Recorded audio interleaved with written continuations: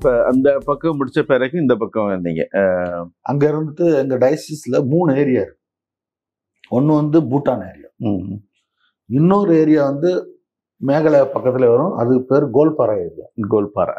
அந்த கோல்பாரா ஏரியாவில் வந்து காரோ கேத்தலிக்ஸ் நிறைய இருப்பாங்க. காரோ கேத்தலிக்ஸ். இன்னொரு பெரிய ஏரியா இருக்கு, நவ்காம் ஏரியான்னு சொல்லுவாங்க. அங்க வந்து எங்களுக்கு கேத்தலிக்ஸ் ரொம்ப கம்மி.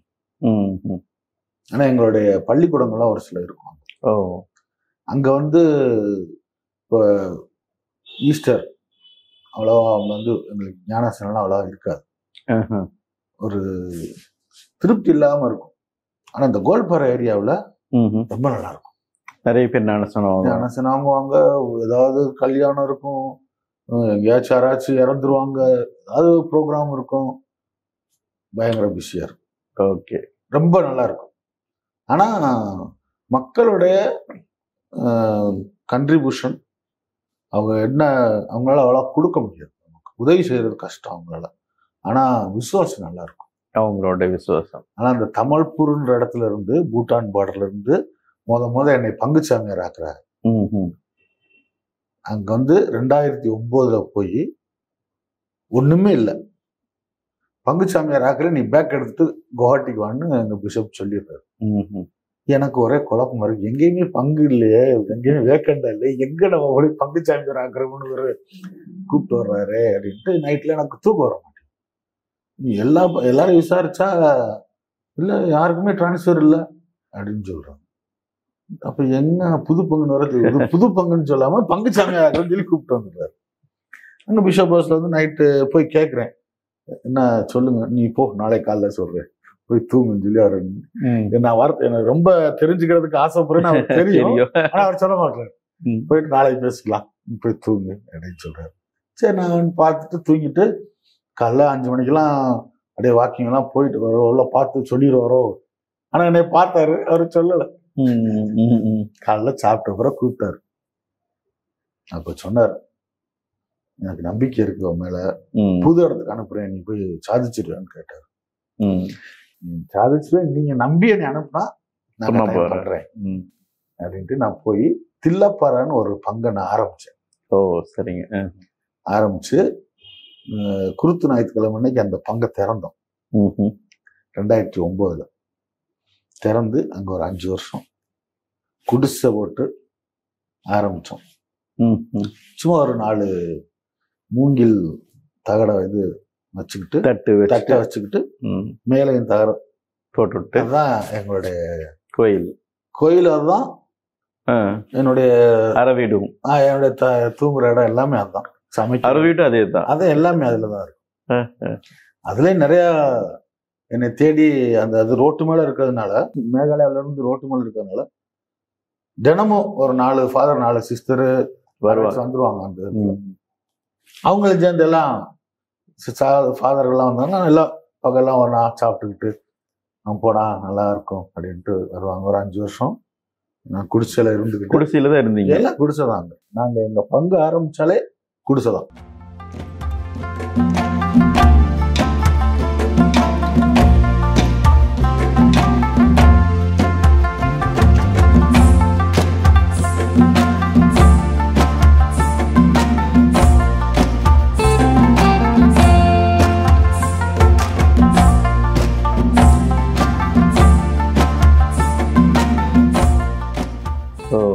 புதுசா பங்குனாலே குடிசைதான். அதுல இருந்து மக்களுக்கு என்ன செய்யலாம் அப்படின்னு யோசிக்கணும். சரி, அந்த ஸ்கூல் இல்ல, ஏற்கனவே அந்த ஊர்ல 7ஆம் கிளாஸ் வரைக்கும் ஊருக்காரனால ஸ்கூல் நடத்துறாங்க, கத்தோலிக்கரே சேர்ந்து ஸ்கூல் நடத்துறாங்க. ஆனா அவ்வளவு டெவலப் ஆகலைன்னா பில்டிங்லாம் இல்லை, அவங்களும் அந்த தகர குடிசை போட்டு தான் ஸ்கூல் நடத்துறாங்க. அப்போ நான் போயிட்டு ஒரு 3 மாசம் கழிச்சு ஆண்டவர் என்னை பார்க்க வர்றாரு. அதுக்குள்ள நான் எல்லாத்தையும் போட்டு பக்கத்துல இருக்க ஃபாதர்லாம் கூப்பிட்டு மந்திரிச்சுட்டு ஒரு பங்கு மாதிரி நான் கொண்டு வந்து செட் பண்ணிட்டேன். அப்ப ஆண்டவர் வந்துட்டு, என்ன வேணும் உனக்கு கொடுக்க வந்திருக்க, உனக்கு என்ன வேணும்னு என்கிட்ட கேட்டார். என்னுடைய அதுக்கு முன்னாலே என் நண்பர்கள்லாம் சொல்லிட்டாங்க, டேட்டை பார்த்துருக்கோம், வர்றாரு, பங்களா வேணும்னு சொல்லிடு, பங்களா கட்டட்டும். ஏற்கனவே இடம்லாம் இருந்துச்சு. நான் யோசித்தேன், பங்களா கட்டினா ஒரு ஆள் தூங்குவோம், அது வெளியே போறவங்க வர்றவங்க தூங்குவாங்க ஃபாதர்ஸ். நம்ம ஏன் ஸ்கூலுக்கு கேட்கக்கூடாது? ஸ்கூலுக்கு கேட்போம். நானா ஒரு முடிவு எடுத்து அந்த காலை டீ எல்லாம் குடிச்சாரு 10 மணி அப்போல. என்ன வேணும்னு கேட்டாரு. எனக்கு ஸ்கூல் பில்டிங் வேணும். என்ன நீ ஸ்கூல் பில்டிங் பயங்கர செலவாகும், நான் ஹவுஸ் தான் கேட்பேன் நினைச்சிட்டு வந்தேன்னாரு. இல்ல அவங்ககிட்ட பணம் இல்லைன்னா மெதுவா கூட கட்டுங்க, ஆனா ஸ்கூல் பில்டிங் கட்டுங்க அப்படின்னு. ஏன் ஸ்கூல் பில்டிங் கட்டினா ஒரு தப்பித்தவரை ஒரு பெரிய வெள்ளம் வந்தாலும் மழை வந்தாலும் நம்ம மக்கள் வந்து தங்கிக்கலாமே. இங்க இந்த ஹவுஸ் சின்னதா கட்டி என்ன பிரயோசனம் அப்படின்னு போயிட்டு ஒரு மாசத்துல அவர் திருப்பி அந்த ஸ்கூல்னு சொன்னது அவர் ரொம்ப சரி வித்தியாசமா யோசிக்கிறான், கொடுப்போம் அப்படின்ட்டு அந்த ஸ்கூல் பில்டிங்க கட்டினாங்க. ஜெர்மன் ஏஜென்சிஸ் சாங்ஷன் பண்ணாங்க. அது நாங்கள் உடனே ஒரு 1.5 வருஷத்துல 24 கிளாஸ் ரூம் ஆரம்பிச்சு கட்டி முடிச்சு கொஞ்சம் பிள்ளைகளை கொஞ்சம் டெவலப், நிறைய ஸ்கூல் பிள்ளைகள் மற்றவங்க வந்தாங்க, அந்த மாதிரி டெவலப். பரவாயில்ல. அதுக்கப்புறம் வந்து நீங்க சந்திரப்பூர். அது பிறகு நான் வந்து திருப்பி நாகர்ஜிலிக்கு போனேன். பங்குசாமியார் அப்புறம் வந்து உதவியா இருந்தேன் 2 வருஷம். இப்ப பங்குசாமியார் போயிட்டு அங்க ஒரு 5 வருஷம் இருந்தேன். இந்த தில்லப்பாறைன்ற இடத்துல 5 வருஷத்தை முடிச்சுட்டு அங்க நாகர்ஜிலிக்கு திரும்பி போய் 5 வருஷம் வரைக்கும் 7 வருஷம் அங்க யாரும் சார்ந்து இருந்ததில்லை.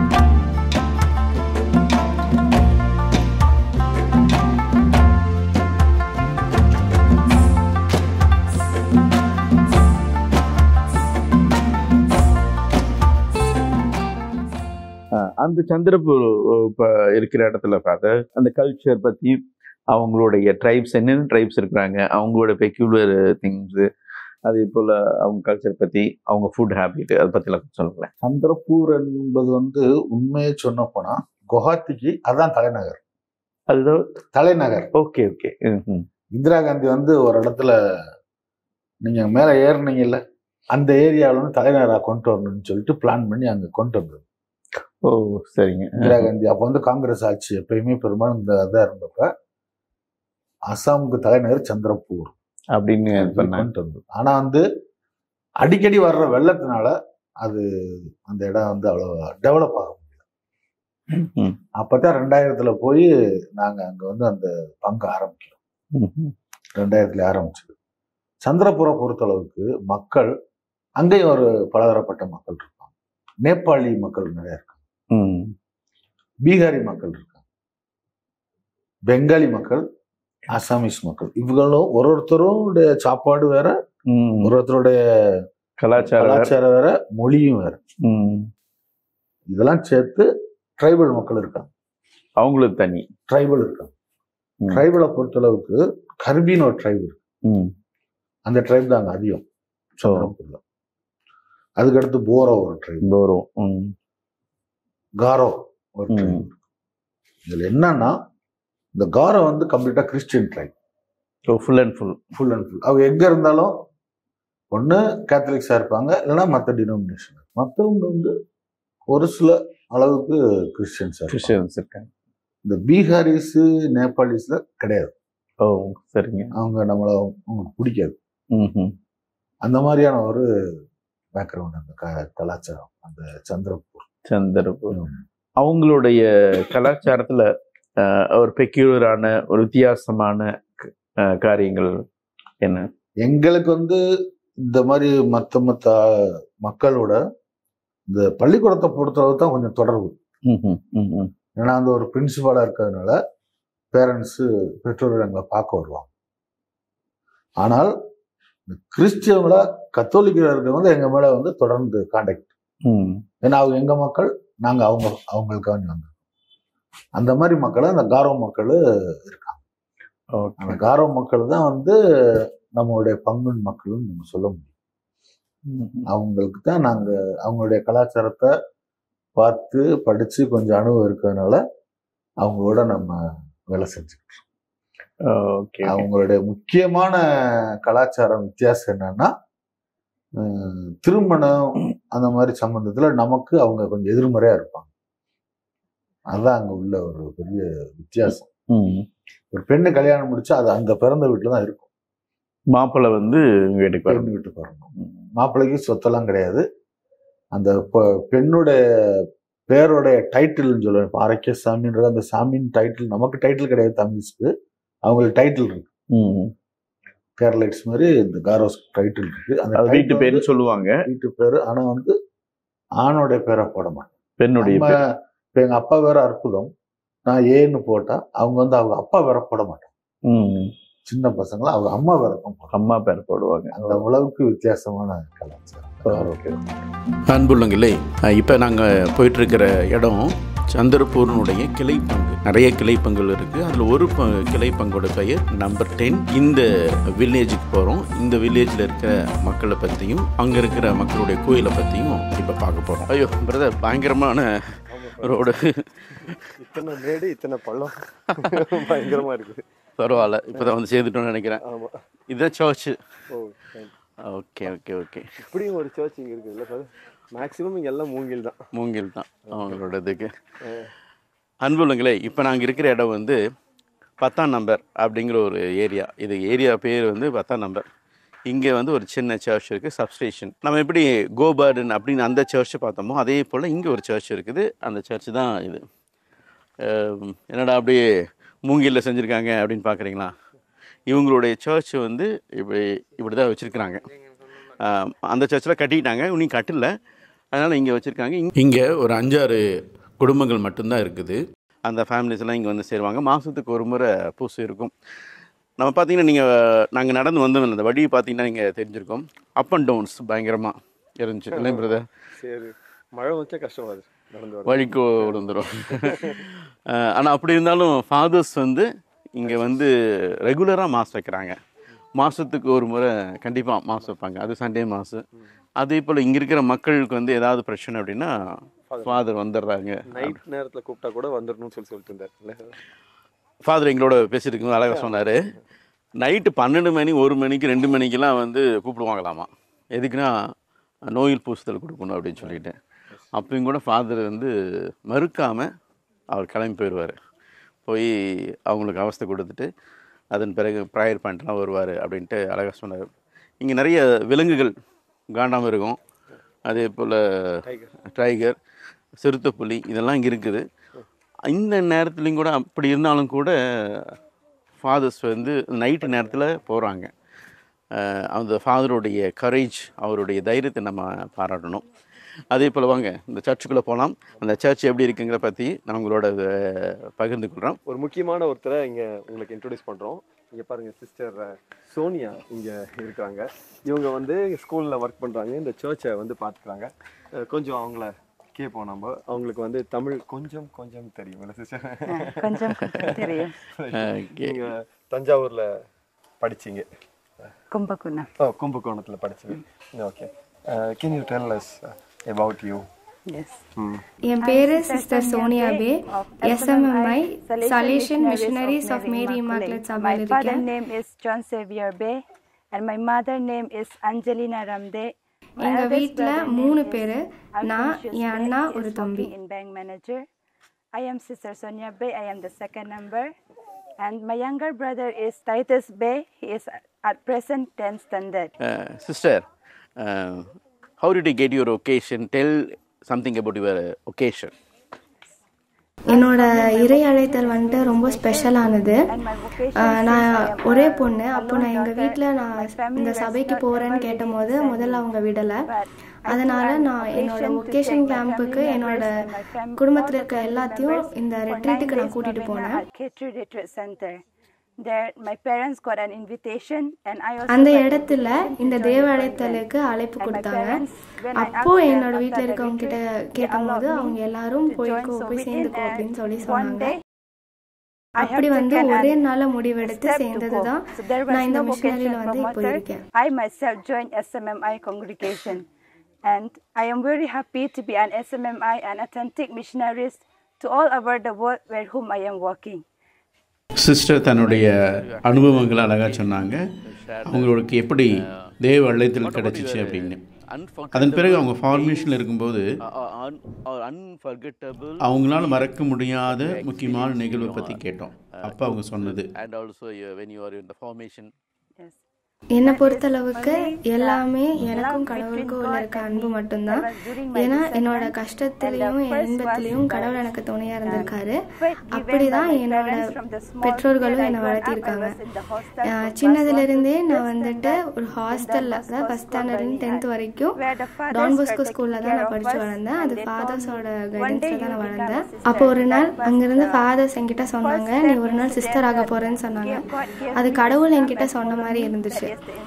என்னோட எல்லா கஷ்டத்துலையும் நான் கடவுள்கிட்ட தான் நான் ஒப்பு கொடுத்துருக்கேன். இப்போ நான் இந்த சபையில் சேர்ந்ததுக்கு அப்புறமாவும் எனக்கு எந்த வகையிலையும் அதில் இருக்க மிஷன் வந்துட்டு எனக்கு ஒரு கஷ்டமாக தெரிஞ்சதில்லை. ஏன்னா நான் எந்த ஒரு காரியமும் செய்கிறதுக்கு முன்னாடி அதை நான் கடவுள்கிட்ட ஒப்பு கொடுத்து செய்கிறதுனால எனக்கு எந்த ஒரு வகையிலும் எனக்கு கஷ்டமே தெரிஞ்சது கிடையாது. நான் எல்லா விதத்திலையும் கடவுளுக்கு நன்றியாக இருப்பேன்.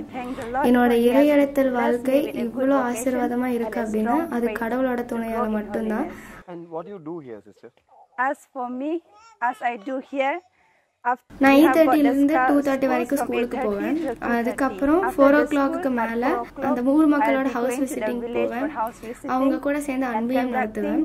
அதே மாதிரி லீவ் டைமில் ஊர் மக்களோட ரோசரி சொல்றதும் அவங்களோட வீடுகளுக்கு போய் ஜெபம் பண்றதும் செய்வேன். So you know the language? Yes, I am not the language of Garos. I belong to Karbi tribe. Since I have an interest and God has given me the நான் இந்த இடத்தை சார்ந்தவங்க கிடையாது. ஆனால் கடவுளோட உதவியால் நான் இந்த மொழியை கற்றுக்கிட்டேன். அதே மாதிரி இப்போ சொல்கிற எல்லா ப்ரேயர்ஸும் நான் இவங்க மொழியில இவங்க கூட சேர்ந்து தான் சொல்லுவேன். இந்த மக்களுடைய விசுவாசம் எப்படி இருந்துச்சு அப்படின்னு கேட்டபோது அவங்க சொன்னது, இங்க இருக்க மக்களோட கடவுள் நம்பிக்கை வந்துட்டு ரொம்ப ஸ்ட்ராங்கானது.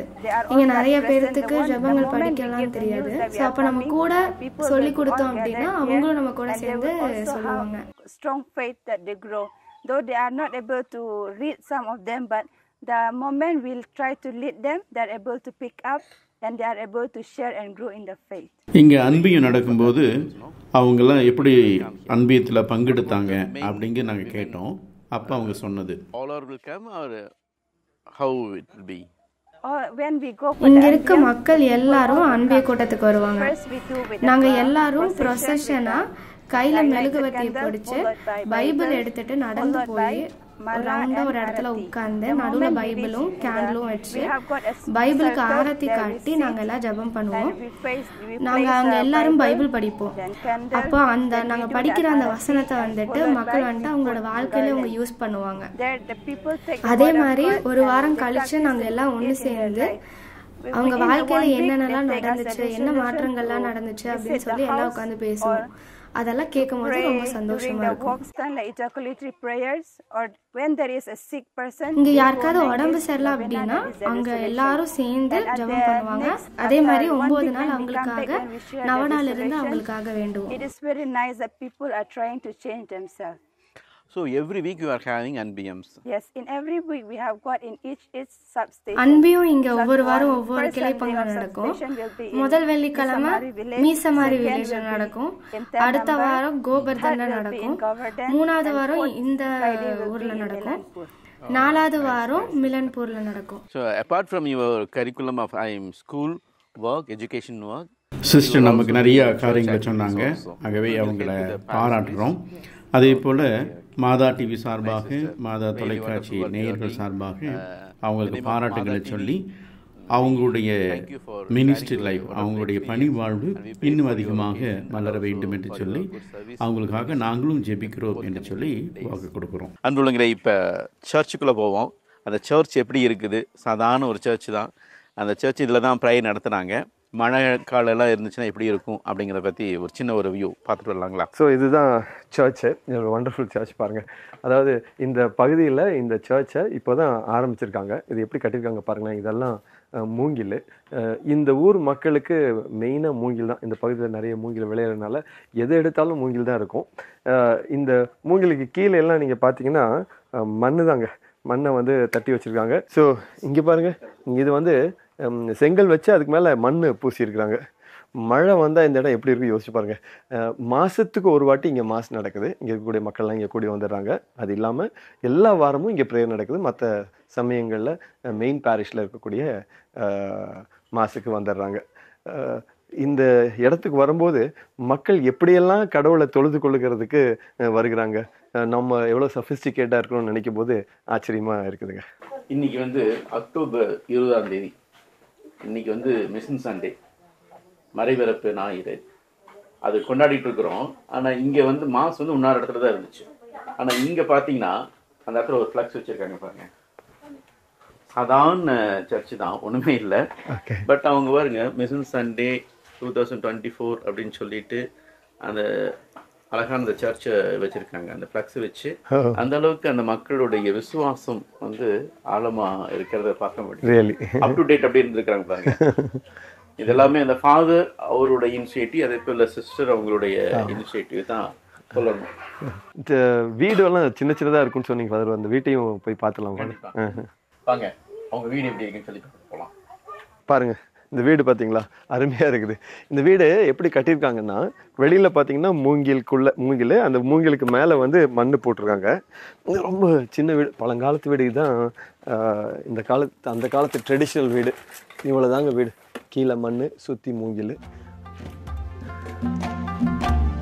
மேலே எல்லாம் அஸ்பெஸ்டாஸ் ஷீட் மாதிரி ஏதோ ஒன்று போட்டிருக்காங்க.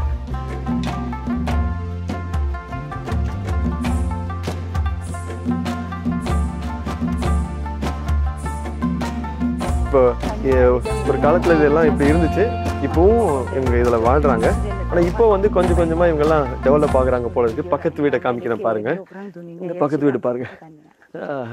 இப்போ கொஞ்சம் பீமெல்லாம் வச்சு, செங்கலெல்லாம் வச்சு, சிமெண்ட் பூசி ஒரு வீடு கட்டுறாங்க.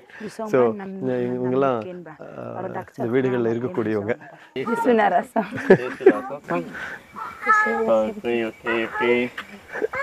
ஹலோ.